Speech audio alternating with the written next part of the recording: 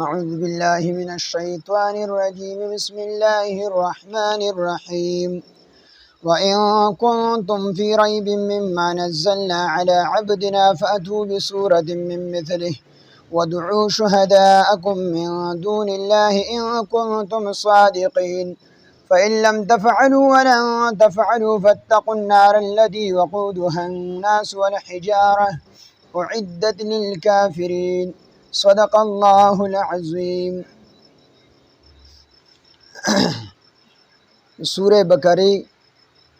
پشلم او یوشتم آیات کې د الله پاک جل جلاله د توحید اثبات شو چې تاسو لا اله الا الله وایي. یا ایها الناس اعبدوا ربکم الذی. نو غدري واړو ډلو ته پکې خطاب دی چې کم منافقین او کافران دي هغه ته وایي تاسو وحدو د الله توحید ومنئ، توحید قبول کړئ.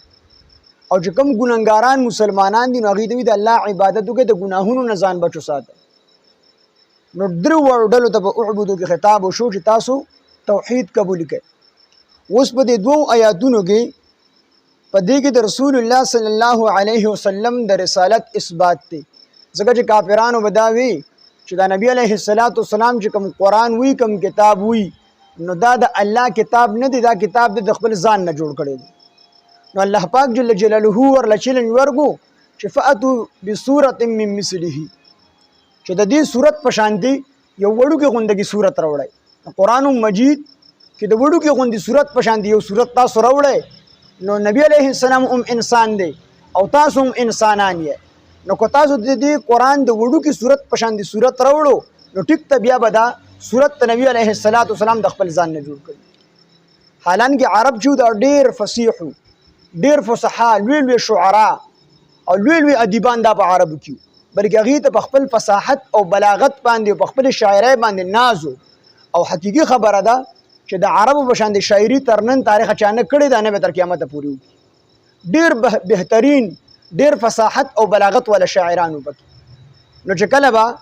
یو کس ښکلی شعر ولیکو نو هغه شعر به یې راوړو په خانقابه باندې به یې ولګو.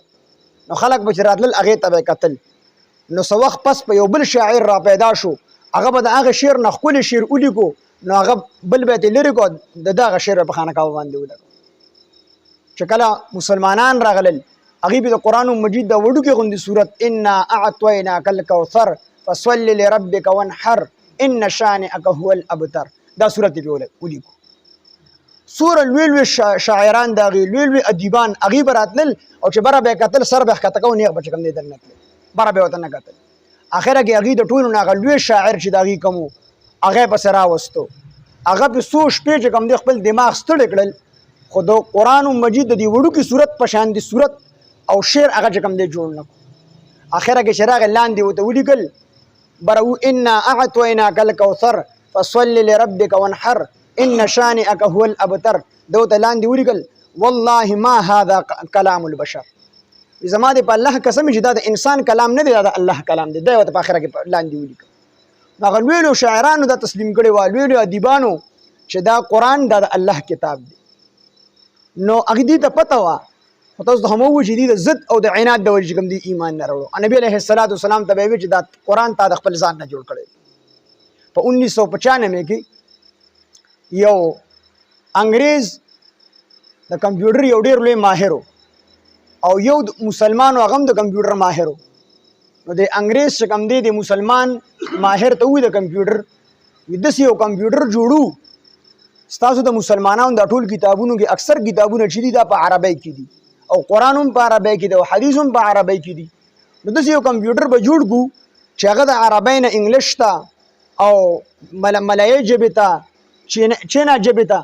چې د دنیا هر یوې ژبې ته هغه ترجمه کوي، د قرآن هر یوې ژبې ته اړي. داسې یو کمپیوټر جوړو. او دویمه خبره به دا کړو چې دا کمپیوټر داسې کمپیوټر وي چې دی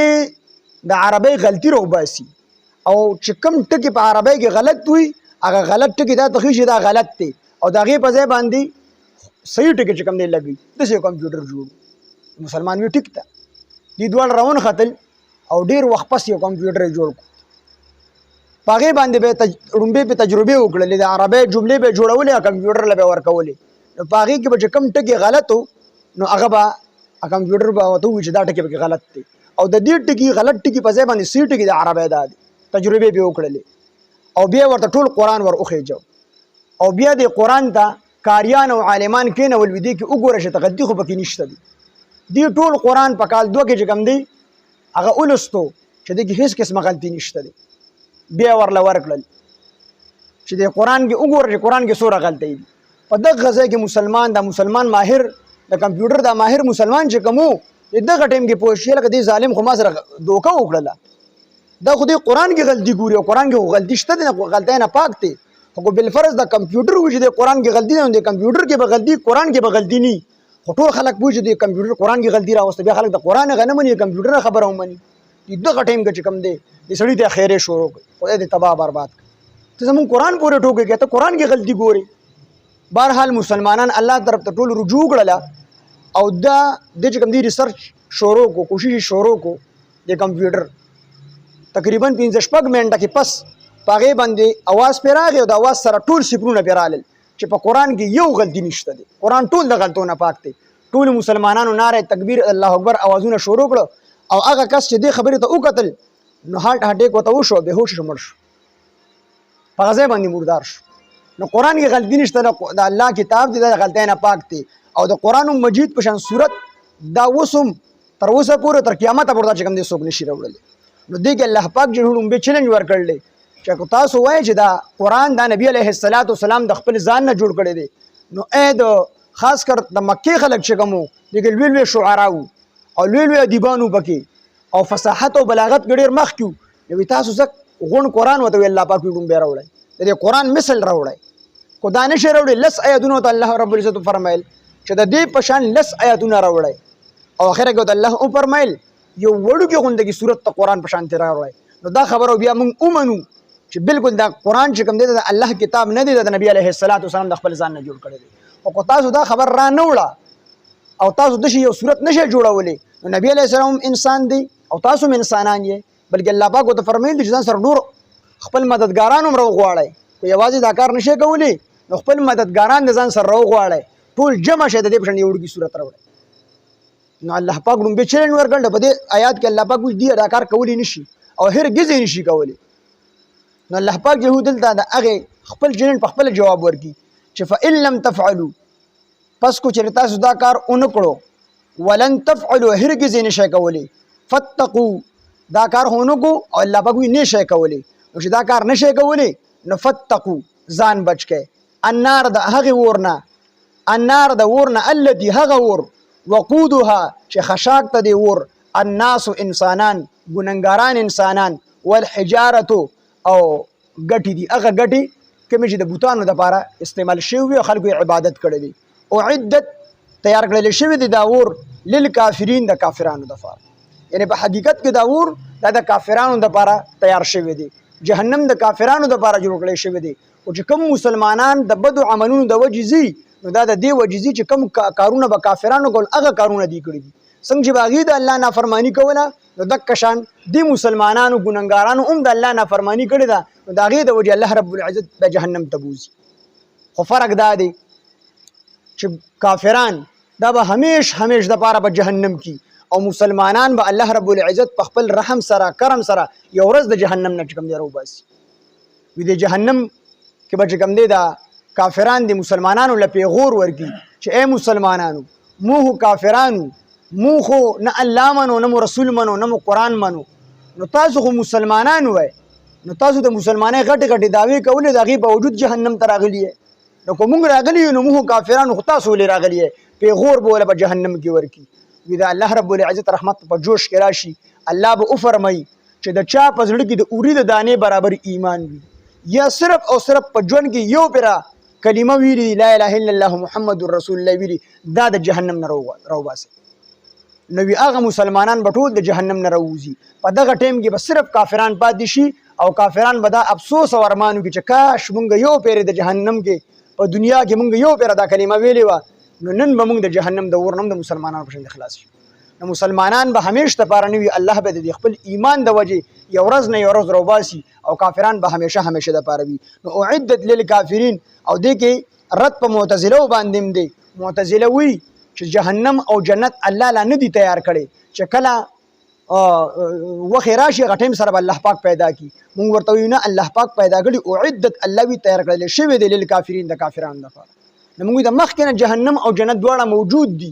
او معتزله وی چې لا پیدا کړي نه دی الله چې کله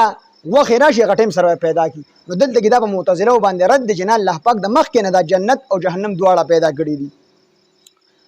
نو دلته کې اعدت للکافرین دا اور په حقیقت کې چې کوم دی دو کافرانو لپاره تیار شوی دی نو الله پاک وته دې کې د نبی علیه السلام رسالت اثبات دی لومبي کې د الله توحید اثباتو چې لا تاسو چې کوم دی لا اله الا الله وایي او دې کې الله پاک جل جلاله چې فرمایل چې وین کنتم فی ریب مما کو چې تاسو په شک کې مما د هغه کتاب نه نزلنا چې موږ نازل کړی دی علی عبدنا په خپل بنده باندې فاتو نو پس راوړی تاسو بصورت یو وړو کې غوندي صورت دې صورتن کې د تنوین چې دی نو دا په قلت باندې دلالت کوي دا دوه زیرونه چې لاندې راغلي دي دې مطلب دا دی چې د وړو کې نه وړو کې صورت تاسو د قرآن راوړی من مثله د قرآن بشان ودعوا راوبلی شهداءکم خپل مددګاران من دون الله سوا د الله نه ان کنتم صادقین کو تاسو په خپل خبره کې رښتونی یې چې تاسو په دې خبره کې رښتونی یې چې نبی علیه السلام د قرآن د ځان نه جوړ کړی دی نو د دې په شان دی وړو کې صورت راوړی تاسو په خپل خبره کې رښتونی شئ ورپسې الله پاک بری فإن لم تفعلوا پس هرگز تاسو نشئ کولی فإن لم تفعلوا پس کو چېرې تاسو دا کار اون کړو فإن لم تفعلوا کو چېرې تاسو اون کړو یعنی دا کار خو اون کړو ولن تفعلوا الله پاک فرمایي هرگز یې نشئ کولی دا صورت نشئ راوړلی ځکه چې دا د الله کلام دی څنګه چې د الله رب العزت د ذات مثل او مثال نشته دی دغه شان دا د الله کلام دی نو دغه شان د الله د کلام مثل او مثال نشته دی تاسو نشئ راوړلی ولن تفعلوا هرگز نشئ کولی فتقوا چې دا کار نشئ کولی الله پاک فتقوا پس ځان اوساته ځان بچ کې النار د ورنه التي هغه ور وقودها چې خشاک ته دی الله یو دغه نشئ کولی دا تاسو نشئ کولی نو داسې کار وکړه چې بیا ایمان راوړی په نبی علیه السلام دا کوم قرآن چې نازل دی دا قرآن ومنه چې دا د الله د طرف نه په نبی علیه السلام نازل دی او نبی علیه السلام اخري پیغمبر دی دا خبره ومنه دا کار تاسو څه نشئ کولی نو چې دا نشئ کولی نو هلته کې چې کوم دی توحید اثبات شو یا ایها الناس اعبدوا کې او دلته کې د نبی علیه السلام د رسالت اثبات دی چې دا قرآن په نبی علیه السلام نازل ومنه نو تاسو به د دې ور نه بچ شئ فتقوا پس ځان وساتئ النار د ور نه التي هغه ور وقودها چې خشاک ته دی ور الناسو ګننګاران انسانان دي والحجارة او ګټې دي هغه ګټې ته کوم چې عبادت شوی دی اعدت تیار کړل شوی دی دا ور للکافرین د کافرانو لپاره الحمد لله رب العالمين والعاقبة للمتقين والصلاة والسلام على سيد الأنبياء والمرسلين وعلى آله وأصحابه أجمعين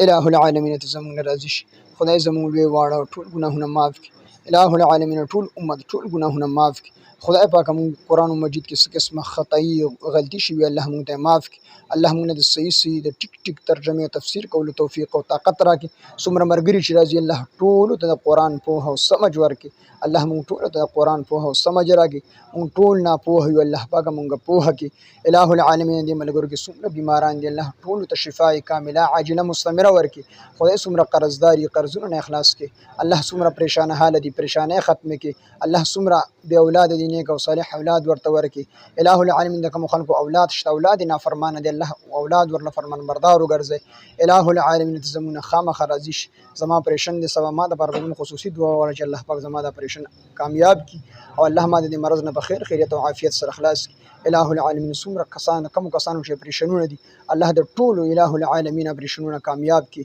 او کم مرض کې چې څوک مبتلا دي الله ټولو هغه مرض إله العالمین ختم کی إله العالمین خاتمه زموږ د ټولو بل خیر او بل ایمان کی الله په وخت ځن قدم د زړه په صدق سره په زموږ د کلمې چالو کې چې لا اله الا الله محمد رسول الله